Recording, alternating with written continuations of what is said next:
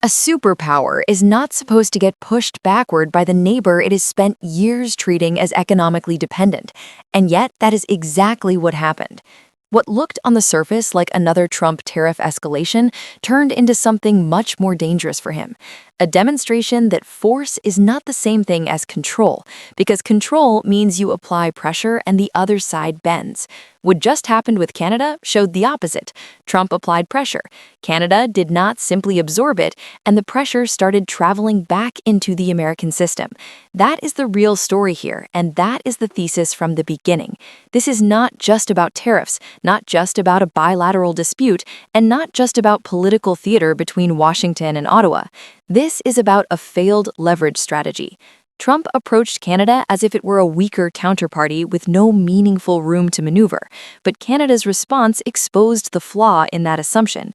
It is smaller than the United States, yes, but it sits inside critical American supply chains, powers American homes, buys enormous volumes of American goods, and understands exactly where U.S. political pressure is most vulnerable.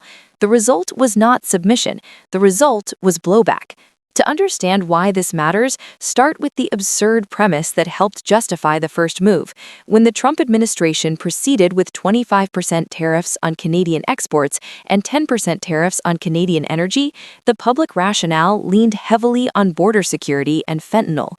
Canada's answer was devastating because it was factual, not theatrical.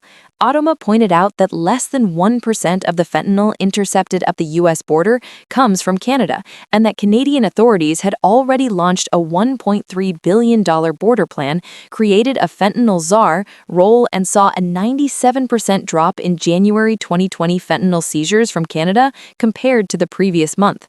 In other words, the stated justification was weak before the tariffs even landed.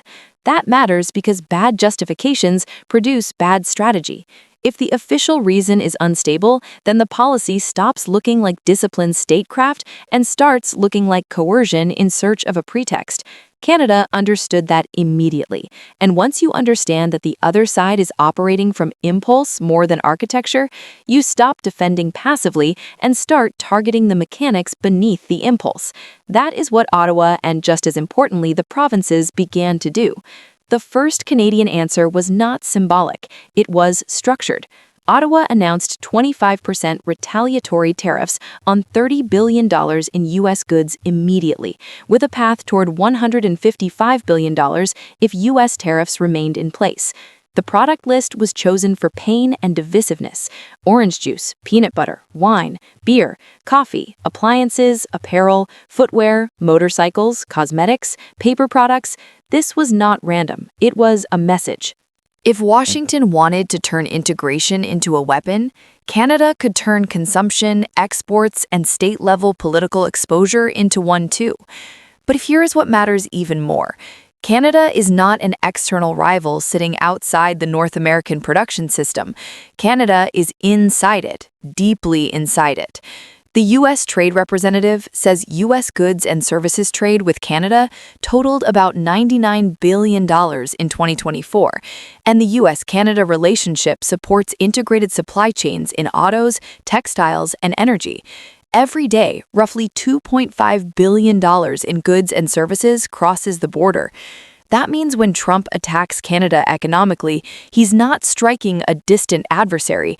He's shaking a machine that American manufacturers, workers, utilities, and consumers rely on in real time. And then came the moment that made the loss of control visible. Ontario moved.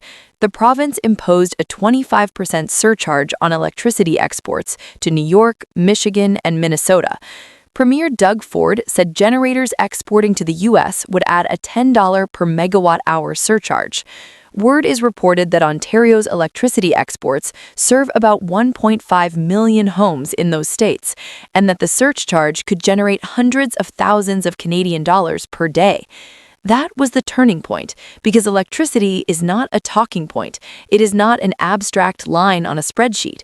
It is the kind of pressure that moves from geopolitics into daily life fast. Lights, heating, industrial load, grid stability, public anger. That is when this stopped being a trade headline and became a systems confrontation. Trump's response revealed the problem.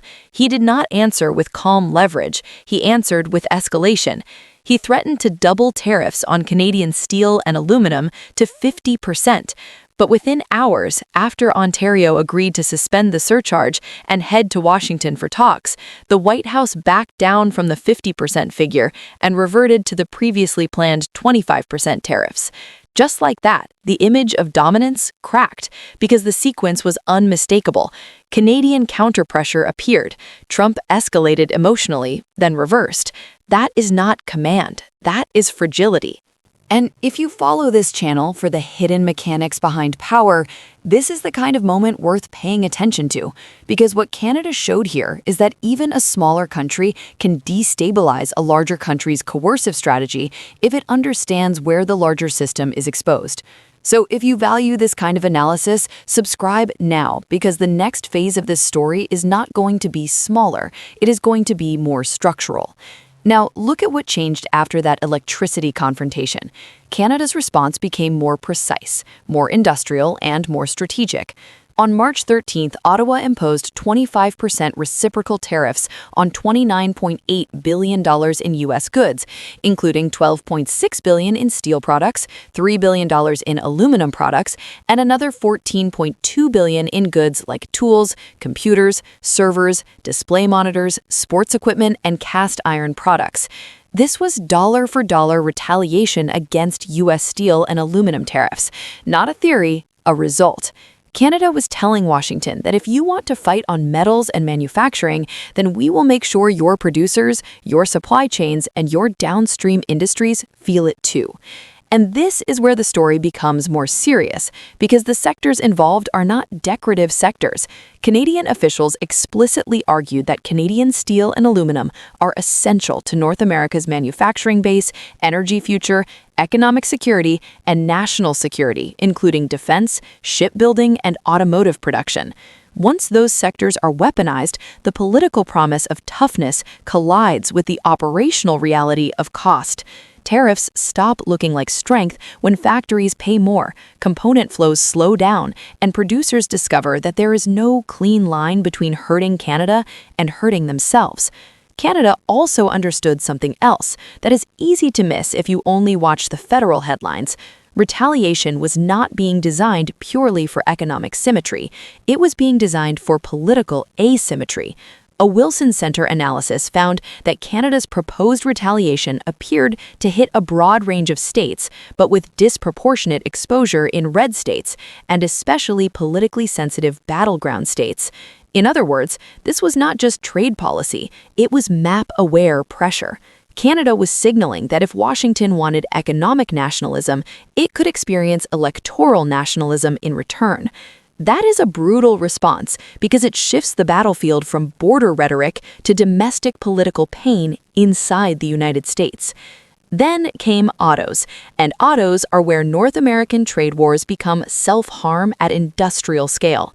When the United States imposed 25% tariffs on imported automobiles, Canada answered by matching the U.S. move with tariffs on fully assembled vehicles imported from the United States that were not CUSMA compliant, and on the non-Canadian and non-Mexican content of compliant U.S. vehicles. Mark Carney described the response with unusual clarity. Maximum impact in the United States, minimum impact in Canada. That is the sentence to remember, because that is not emotional retaliation. That is calibrated leverage. Why is the auto front so dangerous? Because the U.S. and Canadian auto sectors are deeply integrated, to the point of absurdity. Parts cross the border multiple times before final assembly. Canada's auto sector directly employs around 125,000 people and supports nearly another 500,000 in related industries. But this is not just about Canada's jobs. It's about Windsor in Michigan, Ontario, and Ohio, assembly lines and suppliers, transmission plants, and logistics networks that have been built on the assumption that North America is an industrial zone, not a customs battlefield. When Trump tariffed that system, he was not disciplining a rival, he was injecting friction into an engine he needs. So when we say Trump lost control, what does that actually mean? It means he could announce tariffs, but he could not control the reaction function. He could not control provincial countermeasures. He could not control the cost pass-through into households and factories. He could not control whether automakers would idle production. He could not control whether allied governments would respond surgically rather than submissively. And he could not control how rapidly a show of strength would mutate into a story of instability. This is why the Bank of Canada's warning is so important, even beyond Canada itself. The bank said tariff uncertainty was already harming the economy. Businesses were delaying or canceling investment, scaling back hiring, lowering sales outlooks, facing tighter credit, and preparing to pass new costs onto consumers. Now, of course, that speech focused on Canadian conditions, but the underlying logic is universal. Uncertainty is not geographically polite. If you build a trade environment defined by on-again, off-again coercion, every integrated business on both sides of the border starts behaving more defensively. Capital slows, hiring slows, expansion pauses, confidence fractures. And Canada did something very smart in response. It did not pretend there would be no pain. That would have been childish. Instead, it prepared to absorb pain more intelligently than the United States seemed prepared to manage it. Ottawa rolled out support measures for workers and businesses, including employment insurance flexibilities, tax deferrals that could provide up to $40 billion in liquidity, financing facilities, and an auto sector response fund. That matters because countries do not win economic confrontations by avoiding cost entirely. They win by surviving cost better, concentrating it more effectively, and using it to build political endurance. But the real significance is this: Canada started using the crisis not just to retaliate, but to restructure. Within days of the U.S. tariff move, Canada's first ministers agreed to accelerate efforts to eliminate internal trade barriers, improve labor mobility, push toward 30-day credential recognition, expand mutual recognition of consumer goods, and even widen direct-to-consumer alcohol sales for Canadian products. The Prime Minister and Premiers framed the tariff shock as a pivotal moment to reduce dependence on one market and strengthen domestic resilience. And the numbers are not trivial. The Canadian government said internal trade without barriers could add up to $200 billion to the economy. That is the deeper blow to Trump's leverage. Pressure was supposed to increase Canada's dependence. Instead, it accelerated Canada's incentive to build around the United States. That is how coercion starts failing structurally. Not when the target feels no pain, but when the pain produces adaptation instead of obedience. And here is the irony Trump's framing could never solve. Canada is one of the most important markets in the world for the United States. Ottawa noted that Canada is the top customer for U.S. goods and services exports. Buys more U.S. goods and services exports, buys more U.S. goods than China, Japan, France, and the United Kingdom combined, and is the largest export market for 36 states and a top 3 market for 46 states. Canada also pointed out that among America's top 5 trading partners, it is the only one with whom the United States had a manufacturing trade surplus in 2023, around $33 billion. That means the tough on Canada message was colliding with a very inconvenient reality. America was not simply subsidizing Canada and several critical sectors. America was profiting from the relationship. This is why the rhetoric of domination kept producing operational contradictions. If Canada is simultaneously a security partner, a power supplier, a major export market, an industrial coal producer, and a buyer of American manufactured goods, then you do not have a clean target. You have an interlocked system. And once you turn an interlocked system into a pressure contest, you invite outcomes you cannot fully script. Now add one more layer.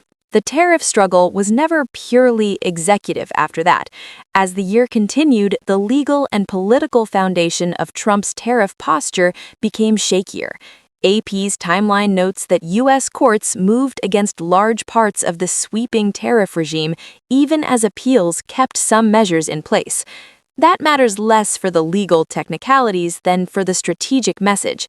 Even inside the United States, the tariff machine was not operating from uncontested authority. It was facing institutional friction. So Canada was not only fighting a policy, it was waiting for the policy's own domestic contradictions to deepen. And this is what people miss when they confuse noise with strength. Trump's style can dominate the news cycle. It can accelerate fear. It can move markets for a day. But a trade war against Canada is not one in headlines. It is one in metallurgy, electricity, customs code classifications, supply chain routing, provincial coordination, legal durability, and political patience. That is a much harsher arena because it rewards discipline over spectacle. By late 2025, Canada adjusted some of its retaliatory posture. It removed many of the broader tariffs imposed earlier in the year while keeping counter tariffs in place on steel, aluminum, and automobiles as negotiations continued. That selective rollback is important. It shows Canada was not trapped in blind escalation. It was narrowing to the sectors that mattered most strategically. That is how serious states retaliate. They do not just lash out, they refine. And if you want to understand the ordinary human stakes behind all of this, they are everywhere. They are in the Canadian auto worker in Windsor waiting to hear whether another shutdown is coming. They are in the American manufacturer paying more for metals or components. They are in utility customers in the border states who suddenly realize international trade policy can hit their power bills. They are in farmers, truckers, warehouse workers, parts suppliers, and small businesses that do not have the luxury of waiting out strategic experiments from Washington. This is not elite chess floating above daily life. This is systems pressure felt at ground level. Which brings us to the deeper geopolitical lesson. When the United States weaponizes interdependence recklessly, it does not just punish the target, it teaches the target. It teaches allies to diversify. It teaches provinces and ministries to build contingency plans. It teaches corporate boards to reduce exposure. It teaches entire countries that access to the American market can no longer be treated as politically stable, even under a trade agreement negotiated by Washington itself. That kind of lesson does not disappear when one tariff is lifted. It changes behavior for years. So no, the brutal Canadian response was not just a tariff list. It was not just dubbed Ford on television. It was not just Carney promising retaliation. It was a multi-layered answer to a strategic mistake. Canada answered with state-level pressure, industrial targeting, political calibration, worker support, internal restructuring, and long-horizon adaptation. It did not match the size of the United States. It attacked the assumption that size alone guarantees obedience. And that is why Trump lost control. Not because he lacked the power to impose tariffs. He obviously had that power. He lost control because the tariffs did not produce the political outcome he needed. They did not force capitulation. They activated resistance. They exposed dependence. They generated reversals. They invited counter-pressure in exactly the places his narrative was weakest. That is the difference between having a weapon and owning the battlefield. Now, the next confrontation matters even more because the coming questions are larger than one round of retaliation. What happens in the next review of the North American trade framework? What happens if Washington widens pressure again into sectors like lumber, pharmaceuticals, or semiconductors? What happens if Canada keeps moving to harden its domestic market and reduce single market dependence? Those are not procedural questions. Those are questions about the future architecture of North American power. And the final irony is brutal. Trump set out to prove that Canada needed America more than America needed Canada.